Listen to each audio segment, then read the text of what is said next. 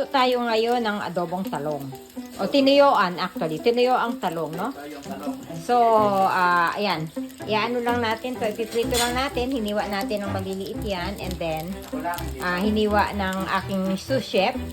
And then, ayan. Papa-brownin lang natin siya. Tsaka medyo malambot na siya. Tapos, pagka naluluto na siya, lilipat na natin dito. Mamaya, ibabalik natin para lagyan natin ng toyo. Okay? Okay, nalagyan ko na siya ng toyo, pero hihiwalayan ko yung pamangkin ko dahil hindi siya pwedeng lagyan ng paasin kasi yung hihiwalay ko sa kanya tapos yung matitira, lalagyan ko ng lemon. Okay, guys? Okay, luto na yung ating talong na tinuyuan. Meron na yung kasamang lemon, okay?